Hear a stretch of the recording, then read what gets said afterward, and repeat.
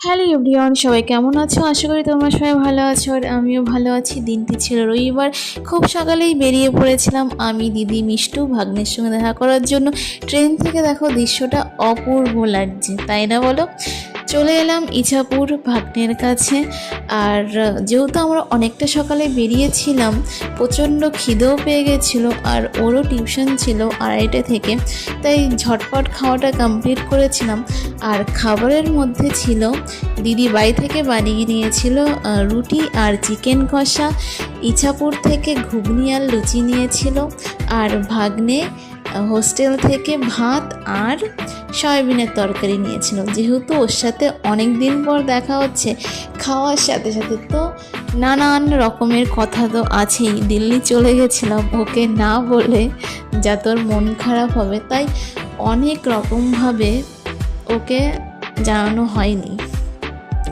তো ওইটা শুনে তো হেসেই বাঁচে না। এদিকে আমাদের খাওয়া কমপ্লিট হয়ে গেছে। আর এইখানে দেখো কত পাখি। আমি পাখিগুলোর নাম জানি না, অনেকেই বলছে লাভ বার্ডস। আর তোমরা যদি কেউ পাখিগুলোর নাম জানো তাহলে কমেন্টে বলো।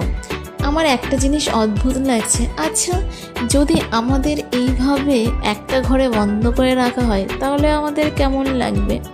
আর ওরা দেখো সেই সব সময় খাঁচার মধ্যেই বন্দি থাকে, ডানা থাকা সত্ত্বেও খোলা আকাশে মন খুলে উঠতে পারে না। কি অদ্ভুত না? ওই জন্যই পাখি পুষি না, বন্দি করে রাখতে হবে বলে। আর এই যে মাকে তৈরি করা হচ্ছে, আর মায়ের গায়ে যে রং করা হবে সেই রংটা যাতে খুব সুন্দরভাবে ধরে থাকে তার জন্য ওই জিনিসটা বানানো হচ্ছে। আর এখানে দেখো ছোট্ট মা সরস্বতী, পাশেই দেখো অপূর্ব সুন্দর ফুলের বাগান। কার কার ভালো লাগে ফুলের বাগান অবশ্যই বলো, আমার কিন্তু ভীষণ ভালো লাগে। দু সাইডে আছে গাঁদা ফুলের বাগান, আর মাঝখানে টবে করে সুন্দর সুন্দর কালারিং ফুল। কি অপূর্ব লাগছে, তাই না বলো?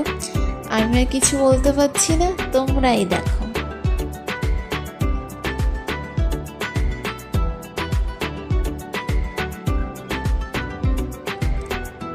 চারিপাশেই নানান ধরনের ফুল লাগিয়েছে টবে করে।